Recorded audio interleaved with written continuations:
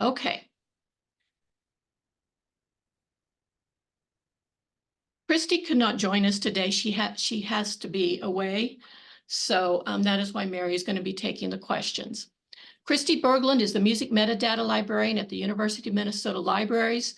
She received her MLIS from the University of Wisconsin-Milwaukee, studied ethnomusicology at the University of Norway, Trondheim, and also holds a Master of Music and a Doctorate of Musical Arts, both from the University of Minnesota. Her research interests include Scandinavian vocal music, music of the American Moravians, practical approaches to e-scores in circulating collections, and using linked data to enhance music discovery. While not in the libraries, she enjoys gardening and kayaking. Mary Huismann is the music catalog librarian at St. Olaf College. She previously served as music and media cataloger at the University of Minnesota. Mary is active in several professional organizations and serves currently as the chair of MOUG. Hi, I'm Kristi Bergland, the music metadata librarian at the University of Minnesota Twin Cities. And I am joined by Mary Huismann, music cataloging librarian at St. Olaf College, and Kathy Coates, metadata specialist at the University of Minnesota Twin Cities. And we're here to tell you a little bit about the joint metadata remediation project in progress at the University of Minnesota Libraries and St. Olaf College. We have identified the need for cleanup of accessibility metadata for both streaming video and DVDs in our catalogs. Language describing accessibility features is not always accurate, consistent, or even present in some records. Older records in particular may have less consistently described accessibility metadata. New fields have been added that allow for more detailed description of these features. And as our understanding of how our communities use this information has grown, it has become clear that recording this information in every record is imperative. For library users who need these features, these distinctions are important, and our records need to accurately reflect what is actually available on the resource for all patrons to find what they need. There are various types of accessibility metadata, including description of the audio content through subtitles or captions, and description of the main visual components through narration, also called described video. Just a quick reminder of the RDA elements and how it's recorded, which is basically that it's recorded as an unstructured description, aka free text.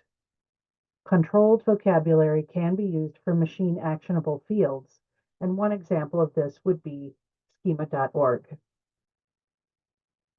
Some definitions.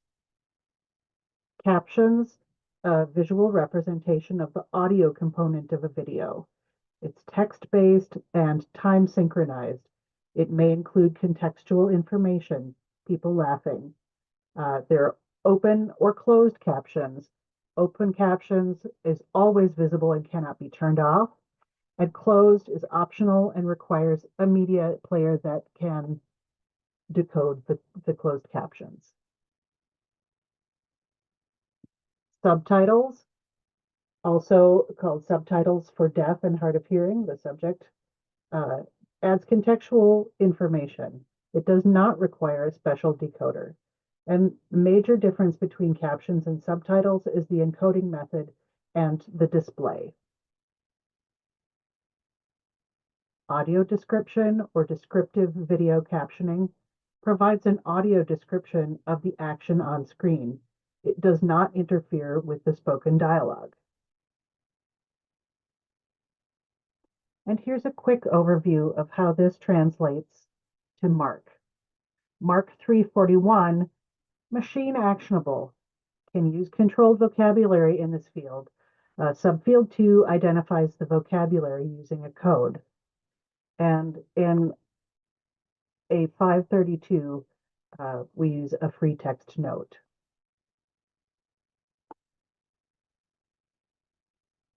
some of the challenges involved in this project. We're encountering terms that are frequently used incorrectly, interchangeably, and inconsistently. We're looking at legacy records. It's easy to apply these standards to incoming materials, but what about the existing materials?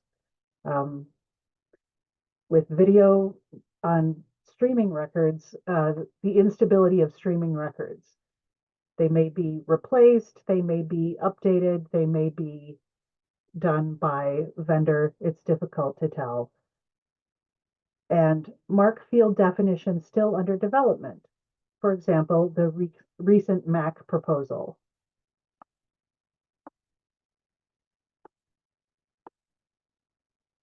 So a very brief description of our project. Our aim here is to evaluate and overhaul the existing accessibility metadata for video recordings in our library, and to develop a workflow that can be used by anyone. A little description of the U project. We are starting in phase 1, testing the workflow, limiting this with DVDs in the music library. And we started out just doing a very small random sample, and then we applied for strategic initiatives funding through the university libraries, and we're given funding to have students work on this project for the entire spring semester, and hopefully we will be able to finish all of the physical DVDs and a good chunk of streaming video records to which we have perpetual access. And phase 2 is for the workflow that we gather to be used and applied in the St. Olaf collection.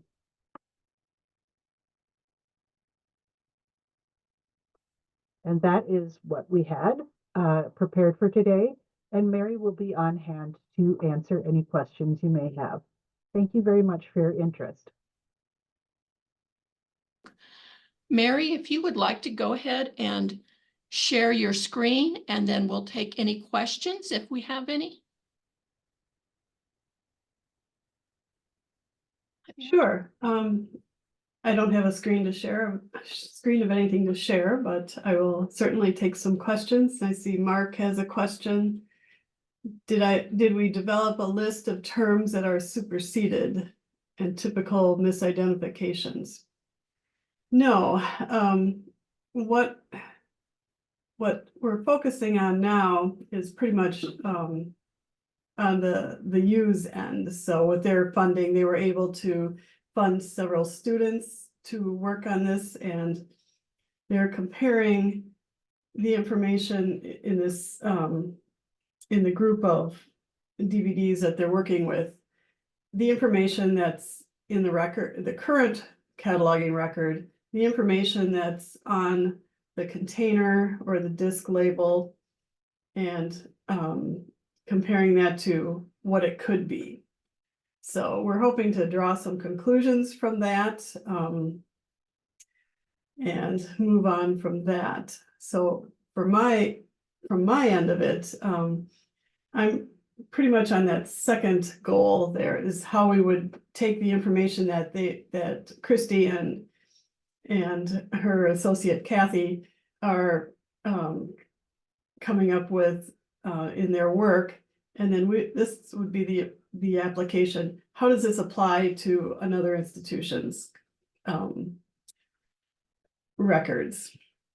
So for us, for me at St. Olaf, we share a catalog with Carleton College across the river. So we're adding this information to both of our new incoming records, but the question that was brought up as one of the challenges is, how do we apply this to our existing records?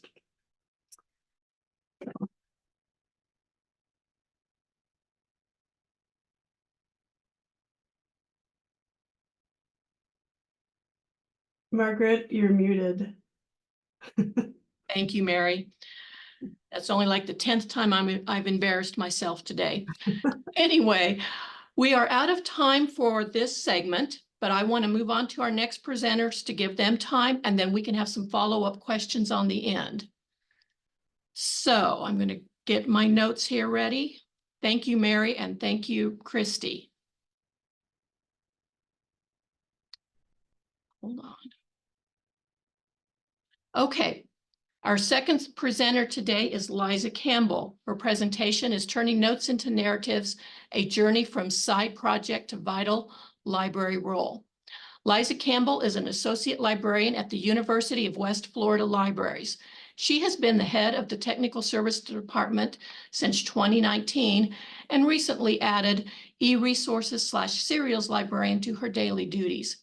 She leads a team of 3 program managers.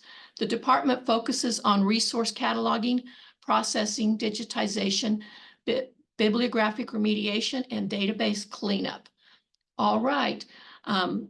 She has already shared her screen, so go ahead and proceed.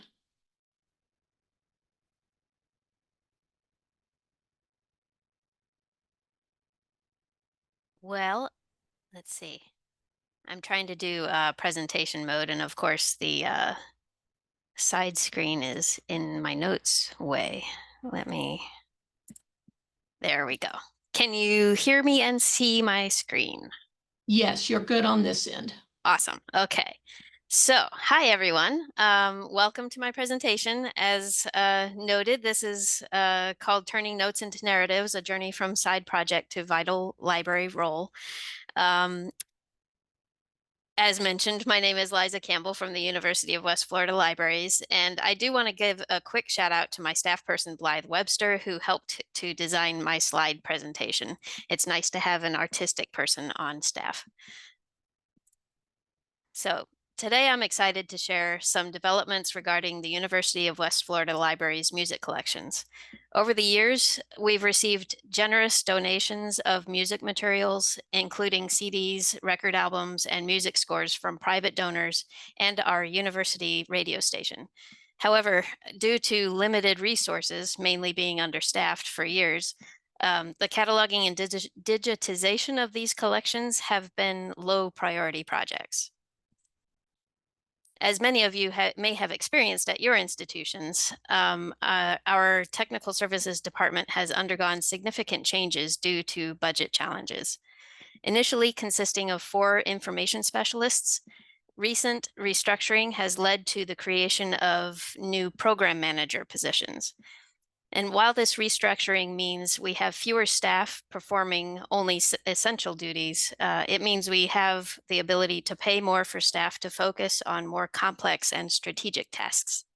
This restructuring has paved the way for a dedicated role focused only on cataloging and digitizing our music collections. So I'm pleased to introduce our newly creative position within our technical services department, the Music and Digital Metadata Manager. This role will serve as the music liaison for the library and will be responsible for leading the cataloging and digitization of our extensive music collections. The individual in this position will be a vital expert in digitization and digital materials, which is an exciting new role for the UWF library. We're currently in the process of searching for the ideal candidate for this exciting role.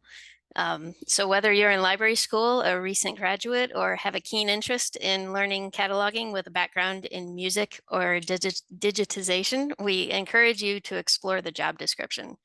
If you or someone you know fits the bill, please refer to the link provided on the last slide for detailed job description information. And let's delve into the origins of our music collections. Over the years, we've received donations from private individuals and our university radio station, and most recently, the UWF Music Department. Currently estimated at around 40,000 items, this collection is set to grow pending our librarian's collection assessment of the UWF Music Department's contribution. Where do we stand with the cataloging and digitization project right now?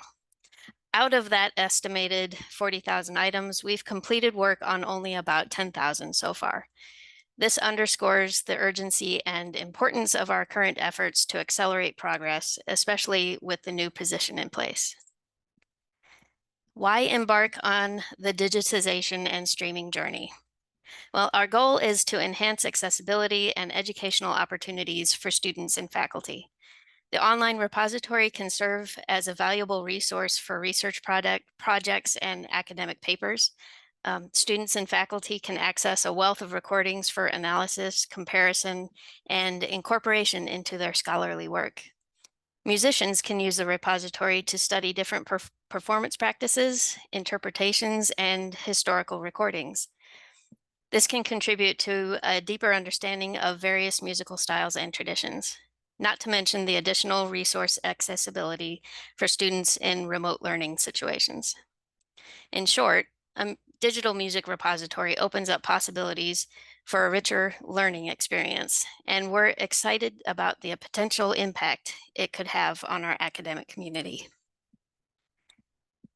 The new position offers not only the chance to shape the future of our music collections, but also to contribute to the broader Alma digital collection. This presents a unique opportunity to establish best practices for workflow, making it an exciting venture for those passionate about digitization and its evolving role in libraries and archives. As I wrap up, I want to highlight the transformative impact this new position will have on our music collections. The potential for growth, innovation, and improved accessibility is immense, and we're eager to see how this project develops in the coming months. And thank you all for your attention. I'd be happy to address any questions you may have, so please feel free to reach out to my email address on this slide if we don't have time to answer your questions today. And if you know someone who might be interested in our ongoing search, please don't hesitate to share the job description that's linked here.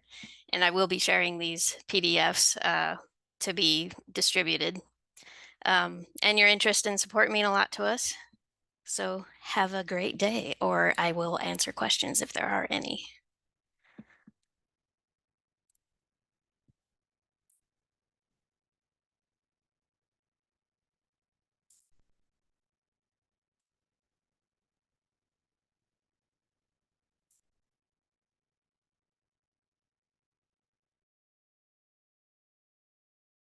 Liza, I think we do have one question in the chat. I don't know if you can see chat. I'll go ahead and read it for you. The question is, by accessibility, you mean access to in general, not specifically access to for disabled users? Correct, yeah. Unless there are opportunities that we encounter for creating accessibility for disabled users, that is certainly something that we'd be willing to explore as well. Okay. And Liza, we have another question. It says, what types of usage statistics will you be gathering? That is a great question too. Since this is such a new position, we are very interested in finding out how many people are actually streaming the music that we are digitizing for the students and faculty to use. We are able to gather those statistics. A large portion of the collection is physical books. So of course, those would be how often are they checked out and where are they checked out, just like any other collection. Those are the ideas that I have at the moment. But of course, our collection development librarians will probably have a field day with the collection as it grows as well.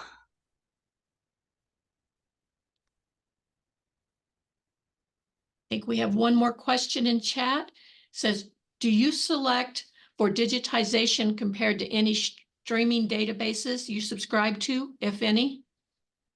If that means, do we decide what to digitize out of the donated collections? Pretty much at this point, yeah. I have the chat open now. I found it. We're just actually digitizing everything from those collections, regardless of whether we have streaming databases as well. So there may be some duplication over time. That's something else that we would probably look at as we go. Right now, to be honest, a lot of the collection, we don't even know what's in it. That's how much we haven't been able to really focus on it yet. So the person in this position is going to really be able to make it theirs, and decide how things go forward, and formulate the workflow, and work with our collection development librarians as well to see, do we need these items? I hope that answers that question.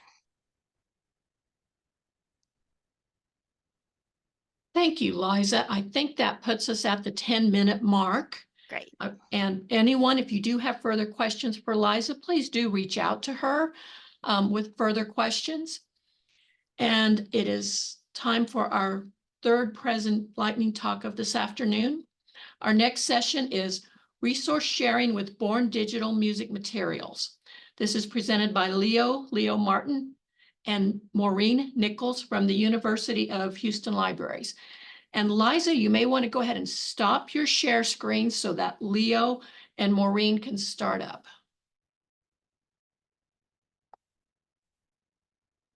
Okay, how do I stop? Oh, there it is. Stop Yep. share. There we go. Sorry about that. All right, I'm going to finish with my introductions here. Leo is the interim head of resources management and metadata at University of Houston Libraries.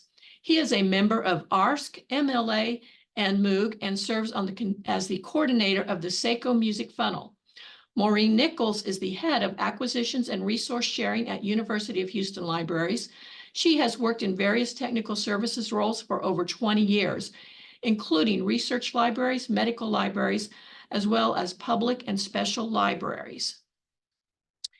And Leo, we are seeing your screen, so I think we're ready when you are. Can everyone hear us? Yes, you sound Okay. Oh, perfect. All right, so let's get started. So today, this lightning talk will discuss purchasing Born Digital resources at University of Houston Libraries, how we describe those Born Digital resources, the various stakeholders involved, as well as evolving best practices and policy updates we're working on. I'll turn it over to Maureen. All right, so first, to provide a bit of background info, like many organizations, a number of our staff left or retired during the pandemic.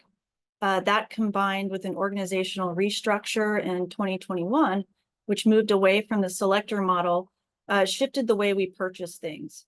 So as it stands, we use a purchase request form for patrons and a shared spreadsheet for our special libraries and special collections. The special library heads add bibliographic information as well as the item's intended location, which fund to use, whether it's for a class, etc. It also includes a field where a URL can be added. And even though the URL is provided, we first try to see if we can get it from one of our regular suppliers like Harasowitz. In some cases, we have to purchase the item directly from the content creator's website. Because it's cost effective for the creators, it is increasingly common for materials to be sold as Born Digital downloadable files. Purchasing directly from the individual's website usually requires use of a departmental purchasing card. If the vendor only accepts PayPal, there are extensive documentation and requirements from university accounts payable. And since we are a state university, regulations of the state of Texas. So this particular item was requested by the head of the music library to be included in the circulating collection. It was only available for purchase through the creator's website, and they only accepted PayPal. Our acquisitions manager requested guidance when she discovered it could only be purchased as a PDF file. So first we contacted Leo to determine whether we'd be able to reformat it so it could circulate since it was bound for the stacks. Leo said he could do PAM binding if it was printed on 11 by 17 paper. We confirmed with the head of the music library that the PAM bound version was acceptable. And after that, we contacted the creator to get permission to circulate it as a printed item, which they were happy to give. Thank you, Maureen. As far as cataloging, I created a provided neutral record. The extensive documentation is available on the OCLC special formats page. As you can see here, you can include a 040 subfield E for PN to show that the record is a provided neutral record. We also added local 3XX fields for the print edition, which are seen above here. As Maureen mentioned earlier, the print reproduction was produced on 11 by 17 paper with this specific note added to the record for users to see. On the horizon, we're hoping to explore using Alma D, so Alma Digital, for digital representations. Since this was a born digital music score, occasionally students will reformat print scores into digital copies. It makes a lot of sense to me to just have the PDF available in the first place, if that's the format that the users are turning it into at the end of the day anyways. Okay, so this was a pandemic purchase, which involved an ad hoc workflow. The request was emailed by a researcher directly to the individual who was purchasing at the time. The CD was purchased from Bandcamp, and the only form of payment accepted was PayPal, which required use of the department's purchasing card.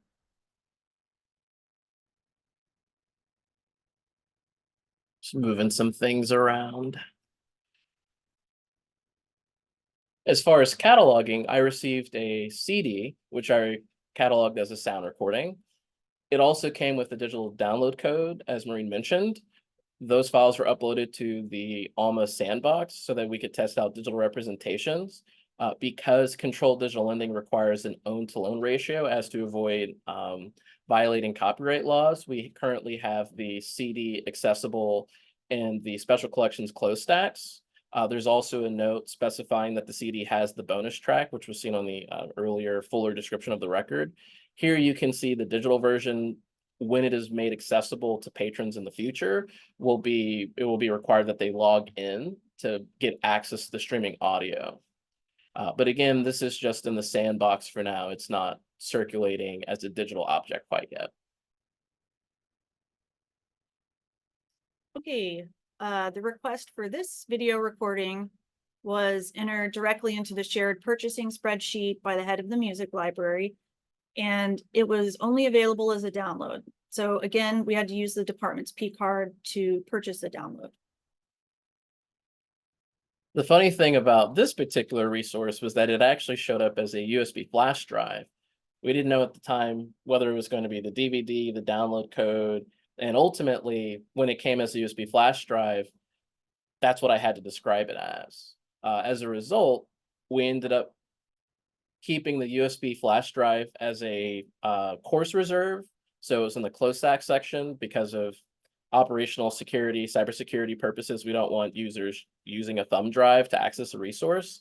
And this was another resource we uploaded to the sandbox to see what it would look like for as a digital representation. So here you can see in the upper image, we have the Haitian Creole audio with English hard subtitles. And that's what it actually would appear to the users if we decide to go the controlled digital lending route.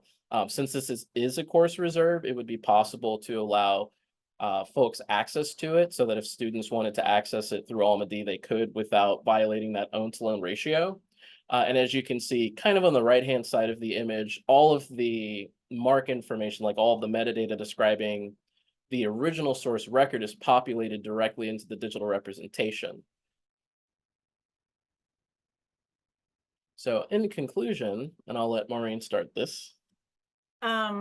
So I think one of the successes was that we used these challenges as opportunities for the different departments to collaborate on these ad hoc workflows.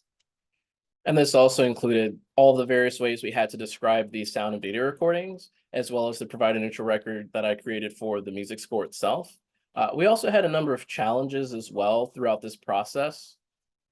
One of the ongoing challenges is navigating strict payment rules within a bureaucracy, which limits how we can acquire materials from content creators. I think this will continue to be an issue given how rapidly the methods of exchanging money directly with content creators evolve. So like, for example, we don't have any approved method of paying someone who only accepts Venmo. And another challenge we've been running up against is securing buy-in for acquiring Alma D for UH system libraries. So we both are employees of the University of Houston main campus at the UH libraries, which include several special libraries that are branches. We also share our backend Alma instance with the U of H downtown as well as the U of H Clear Lake campuses. And so as a result, we have to convince all of the other campuses to essentially pitch in funds to acquire Alma-D, which included some of the case studies you saw earlier. There will be slides after this that include links to all of the resources we had, which also includes the controlled digital lending proposal we submitted to UHAS, the University of Houston Alma stakeholders. So if anybody's curious to see some of the research we did going into those conversations, that's available as a PDF.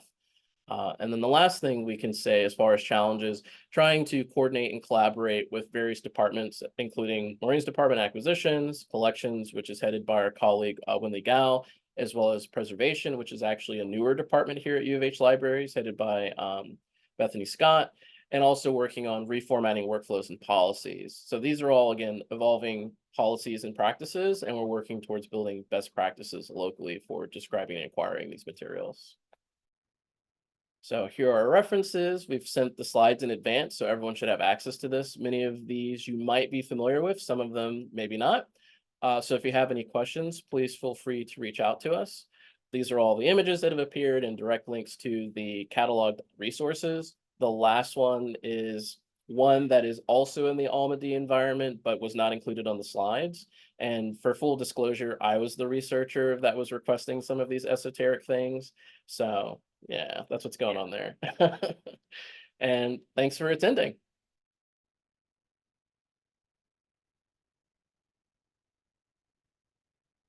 Thank you, Leo and Maureen. I think we can take a couple of minutes for questions if anyone has any.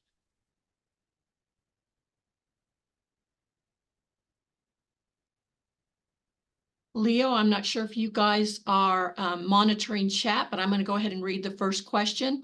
Have you experienced any issues with self-published composers withholding permissions completely? You encountered anything? Not, we haven't. No, it hasn't really come up here yet. I know as far as a repository, that's fairly common. But as far as purchasing and having access, including reformatting, we have not encountered that yet. We're still embarking on this process. Oh, that's a great question. You saw the second question that popped up then? Yes, I can read it out loud unless you want to. Okay, so any problems getting university council to get on board with institutional licensing? So this is another one of the conversations we're having with our general counsel here at the University of Houston. We've been working towards policies through UHAS as well. So we haven't had any problems per se with this. We're still in the fact-finding part of the process. And so we're just trying to generate the case studies to push for acquiring Alma-D. Okay, I'm going to have to cut us off here because we still have 2 more presentations for our lightning rounds, but everybody hold on to your questions so if we have time at the end. And I'd like to thank both Leo and Maureen. Thank you. Our 4th presentation for today is If We Buy Them, Will They Come? E-Scores and Surveying Tablet Usage Among Students by Allison Lyttle. Allison, if you want to go ahead and start your share screen, I am going to start on your bio here. Okay. Allison Lyttle is the Music and Metadata Specialist for James Madison University Libraries. Her duties include cataloging all scores, DVDs, CDs, and live performance recordings. She is also currently a Doctorate of Musical Arts candidate at JMU in horn performance, pedagogy, and literature. Allison, it's all yours. All right. Hopefully everybody can hear me, and I'll start my video so you're not just looking at a black box. Thank you very much, Margaret, for the introduction. This is something we didn't actually go over before. My last name is actually pronounced Lyttle, but like 95% of everyone I ever run into does it differently. So that is quite all right. So thank you everyone for coming to this presentation. It's very fortuitous that the people before me were also talking about Born Digital Resources, because this project actually came out of JMU's cross-unit project, where we are also trying to figure out what to do with digital scores. So for a long time, the music library was not ordering any PDF scores. However, in spring of 2023, we received numerous faculty requests for scores only available via digital purchase. Collectively, at a similar time as other institutions, we realized that it was important to create a workflow for these items now that there were, while there were only a few of them, as opposed to waiting for the deluge. As the music cataloger and as a doctoral student in the School of Music, I realized I was in a unique position to evaluate this from both the library's perspective and from the patron's perspective. In fall of 2023, JMU Libraries put together a cross-unit group to create a pilot workflow for making PDF scores accessible to our patrons. At our first meeting, we realized that it was important to determine whether our music students would even use these scores in their digital form. Many students that I'd encountered were already using tablets for performance, whether it was in ensembles or for their own solo work. But how many of them actually were there? Music Library Director Brian Cockburn and I sat down together to think about the core questions. Assuming music students with tablets would use digital scores, how many of them regularly used a tablet or other electronic device like a convertible laptop for performance? What was the most accurate way to get this information? Having spent a year being adjunct faculty in the School of Music the year before, I felt fairly certain that, cynically, any survey method that allowed a student to either forget about answering it or to just simply ignore it would not get accurate results. Remote methods would not work for these same reasons. In person was the most effective way to get this information. Every instrumental and vocal studio in the School of Music has a studio class where all students taking lessons from that applied faculty meet once a week to perform or do various activities or whatever at the professor's discretion. These are during a set period of time, Monday, Wednesday, and Friday, free of any other School of Music classes to facilitate the entire studio being able to meet. What better way and time to talk to most of the students performing in ensembles and recitals? These were sure to be the patrons the library scores would be catering to the most. At the beginning of the fall semester of 2023, I sent a brief email to every applied professor in the School of Music directory, explaining that we, the music library, wanted to query their students quickly about their tablet usage. I asked them to email me what date within the month of September they would like me or one of my student workers to come and talk to them. Of the 26 professors I sent the email, 18 eventually responded. Certain areas I never heard back from at all, but those that responded did represent a significant cross-section of the School of Music. Only one professor specifically declined letting us talk to their students. Our survey was designed to be short, unambiguous, and easy to answer. Our surveyors just asked students to raise their hands if they did what was asked in the question. We used a Google form because the data could be linked to and dumped into a Google Sheet for easy data analysis. It was also easy enough to send the link to the Google form to the other surveyors and for them to fill it out from their phones, with all the data ending up in the same master spreadsheet. I also coached the other administrators on how to introduce the survey, emphasizing that we were collecting this information because we were looking at purchasing more electronic scores for our collection. We asked the following things. What is the name of the studio professor and what instrument or voice type are they? How many students are in the class total? The surveyor would do a quick count and ask the teacher if this was a fairly accurate representation of the number of students. Question 1, do you currently use a tablet for performing music? Question 2, specifically for the people who hadn't yet raised their hands, do you currently have a tablet but don't use it for music? And then question 3 for those still remaining, if you were to get a tablet in the future, would you use it for music? Brian added question 3 for the purpose of anticipating possible future technology changes. And then I have added here a screenshot of the top of the resulting spreadsheet. I assured teachers that we would be there at the start of the class and that the survey would take no more than 5 minutes tops. The average survey took only 3 minutes. Students were cautiously responsive, but almost all students raised their hands for one of the 3 questions. We talked to 219 students total over 14 separate instances. 116 students, which is 53%, said that they currently use tablets for music.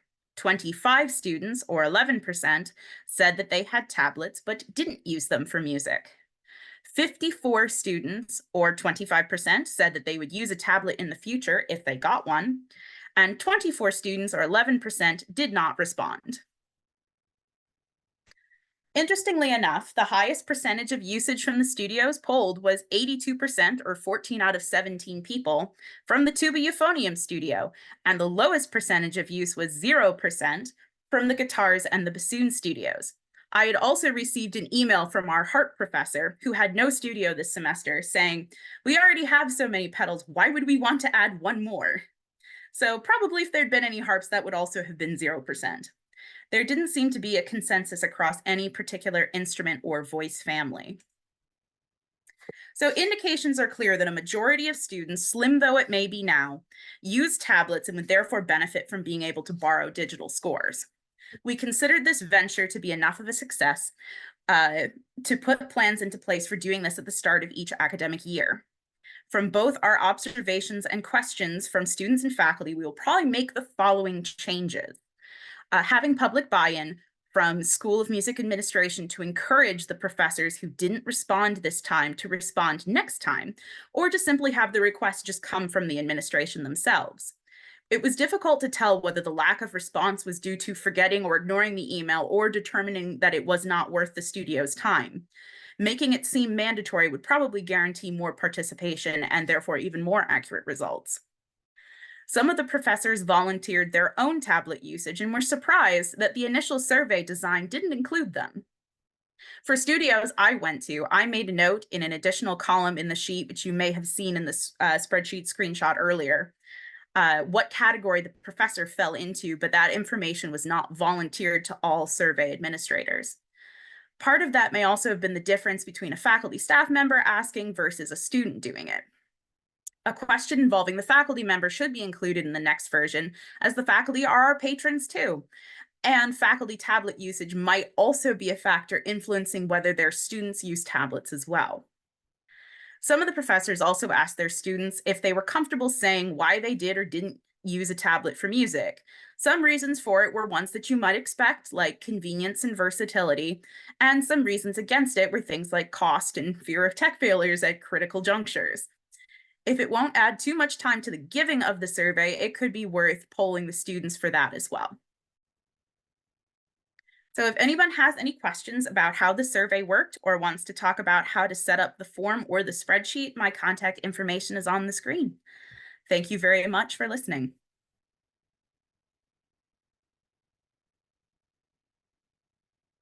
Thank you, Allison. Do you have the chat up so that you can see some of the questions that are coming in? Or would you I like? do. Okay. I think we have time for a couple of questions is all.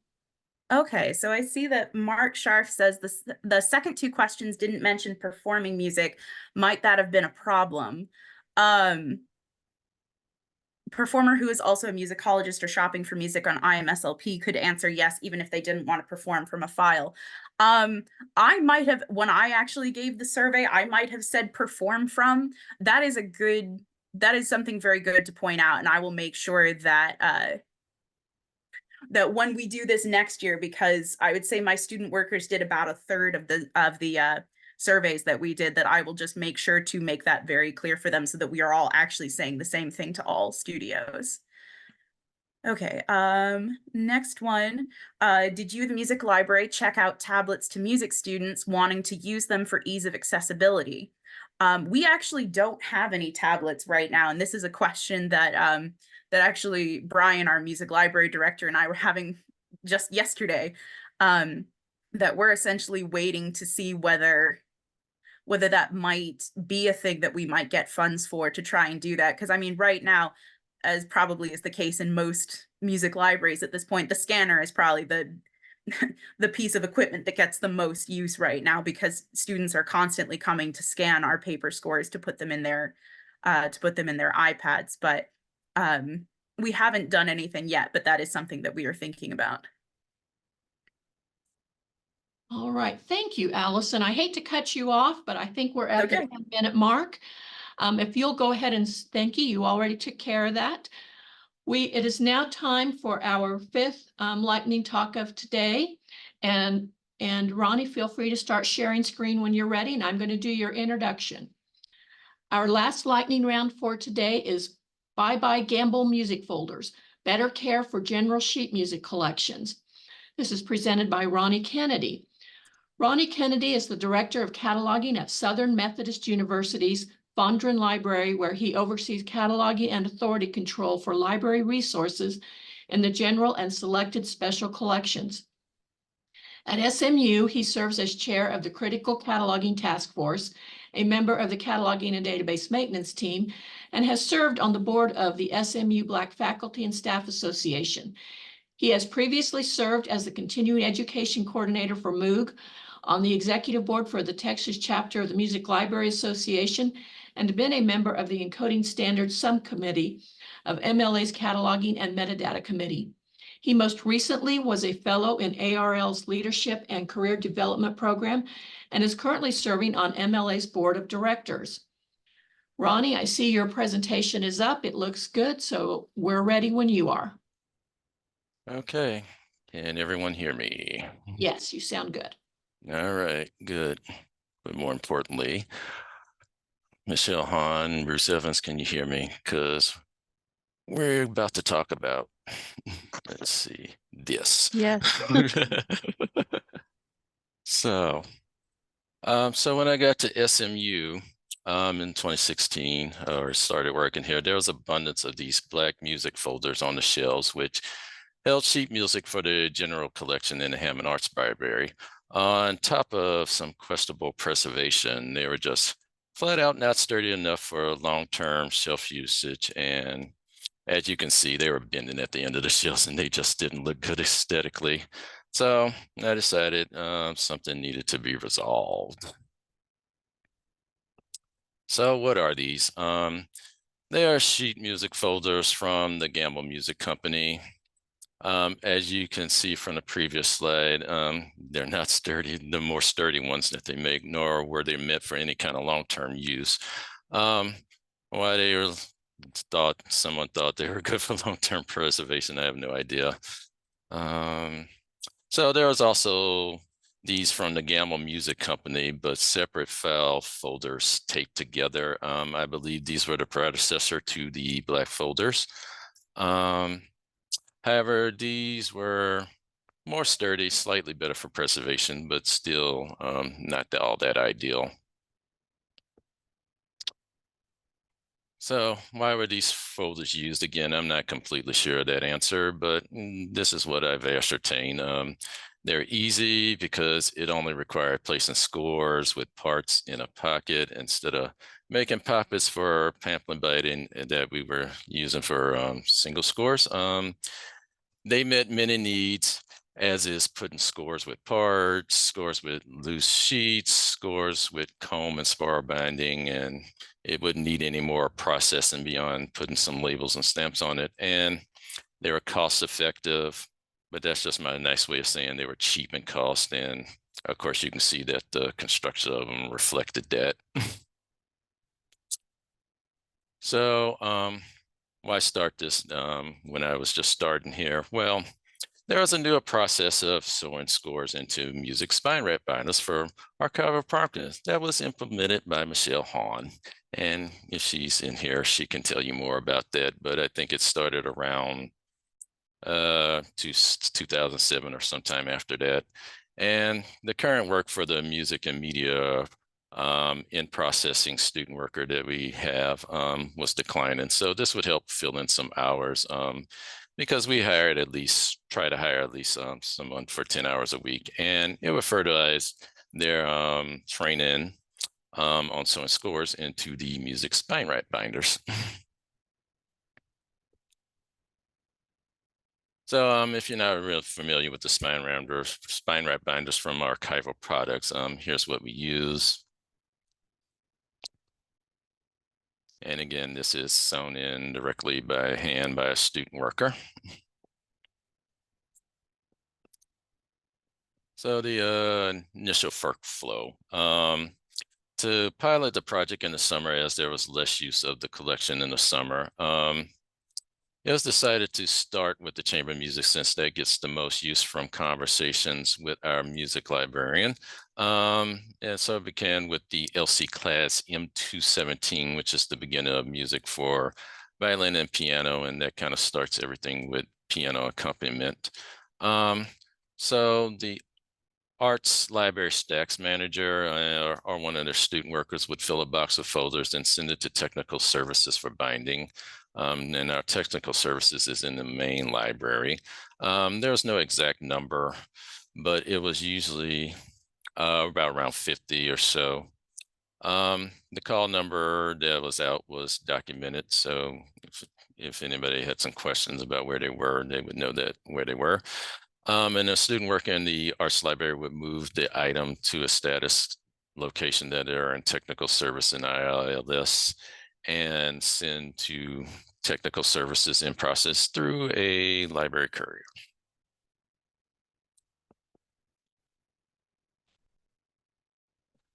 All right, so upon arrival to tech services, a music cataloger reviews the scores to see which ones are immediately ready for spine wrap binding and ones that needed to go to the commercial bindery. Other scores that were more fragile conditions are put to the side for further evaluation. Scores are sorted out into single scores and scores with parts so that the student worker would know the correct binder to sew them in. Any labeling and stamping that is needed due to the binding is done by the student worker. Once all are completed, they are boxed up, sent back to the arts library to return to the shelves. We try to have a turnaround of a week, but no more than 2 weeks. Empty folders are recycled or discarded. Those brown ones you see could be recycled, but unfortunately the black ones could not.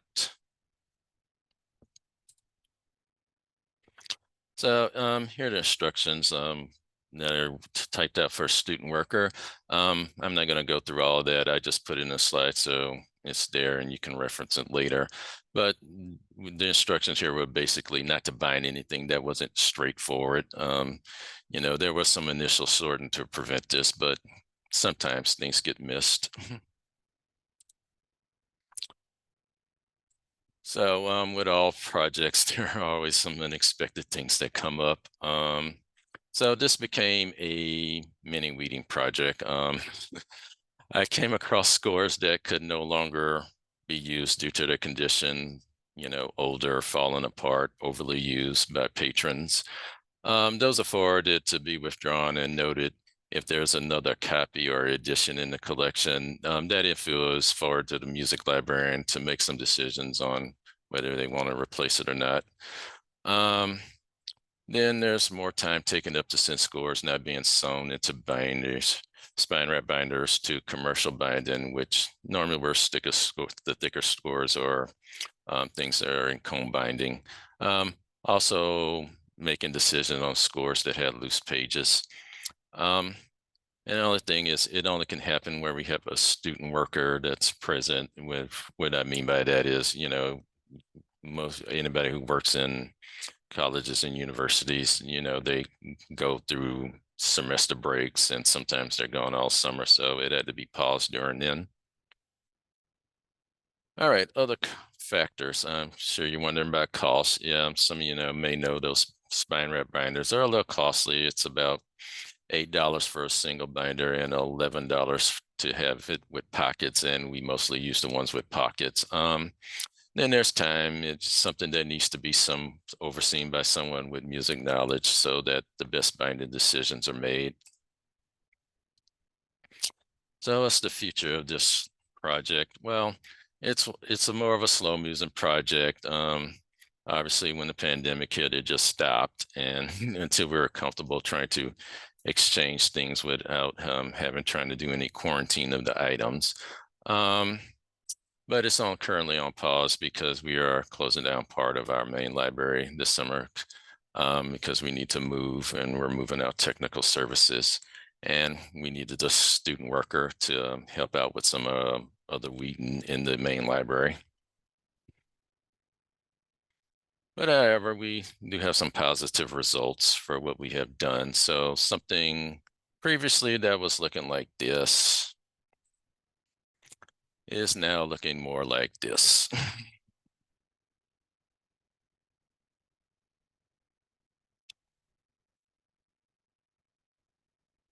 And the end. Thank you very much.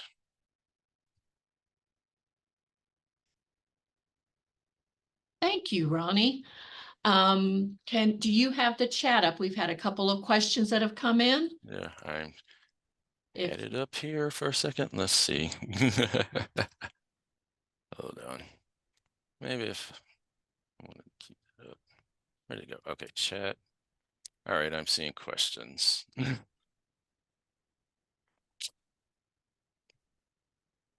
see. All right, MARC is the cover. Plastic, how sturdy, chemically inert is. Yes, it's pretty sturdy. I mean, yeah, it's bendable, but since it has that harder back on the front, it's not, we're not having anything bend over anymore. Rebecca, did you have someone on hand with experience to train students in sewing? Yes, that would be me. Or did you all need to learn in order to train them? No, it's the things were done by me. Michelle may have some more about how it was done before, but I believe she trained them also. How many student workers do we have in our department? There's just one dedicated to music and media student binding. But we have in total in processing, we have about two others. I think at one point I may have trained another student worker on how to do this while they were gone for a summer, but there's only one that's dedicated to the binding.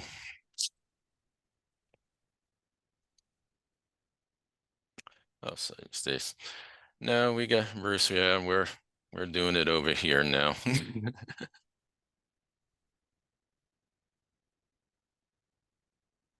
All right, Ronnie, I think that's just about our 10-minute limit here. And I would like to thank all of the presenters for the lightning talks. If anyone has any last-minute questions, I think we can take a couple of questions. If you would rather wait and email any of the presenters directly, I encourage you to do so. I think we've had some great presentations this afternoon, and some of these could possibly be moved into a much longer presentation. I'm seeing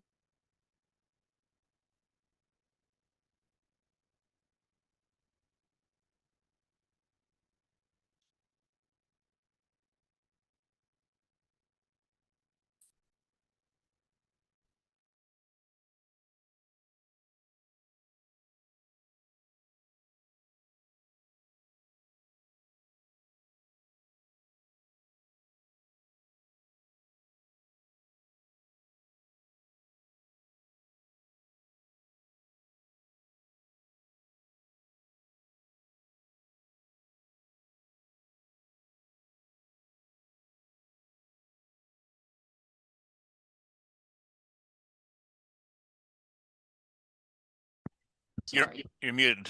Sorry, my Zoom literally cut out and I don't know what it was doing. So I am back again. Sorry, I'm not going to touch anything anymore. All right. What I was saying before my Zoom did something odd is that it's been a very long but interesting afternoon. I know that I have learned a lot, and I would really like to take this time to thank all of the presenters for your really interesting presentations. And I would also like to thank all of you, the attendees. MOUG cannot go on without all of the participation from all of us. This concludes part 2 of MOUG 2024, but there is more. Don't forget that part 2 is on Wednesday, February 28th. It is a hybrid meeting, so some of you will be in person and some of you will be logging on through Cvent in order to access the live presentations, and this will also let people access the recordings and presentations after the event. As I promised, I want to make one more reminder about the MOUG survey that I had sent out. For everyone, whether you're attending in person or virtually, please complete that survey that I sent out on February 12th or 14th, or yesterday on the 15th. The subject line was MOUG 2024, links for February 16th and February 28th. That survey is critical for me because it's going to let me know how many people are attending in person, and it also gives you an opportunity to make a sandwich selection because we are having boxed lunches provided on that day. At the very end of the MOUG meeting on that Wednesday afternoon of the 28th, I'm going to be sending out an email that has a meeting evaluation. It's really, really helpful to the MOUG board and the incoming MOUG continuing education coordinator to see your thoughts on how this year MOUG works. And it also gives you an opportunity to provide session topics or things that you think could be better, possibly for the upcoming years. I need to check chat before I get out of here in case there is anything that I have missed on the questions.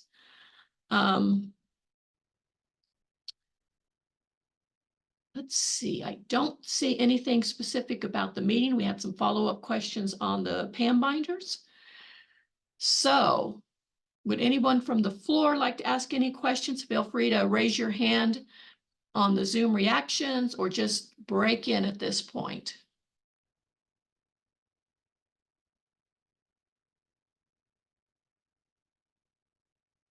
All right. I'm not seeing any questions in chat. I am not seeing any hands raised. So I encourage everyone to enjoy the rest of your evening and your weekend, and get rested up for the MOUG MLA meeting in a week and a half. Thank you, everyone.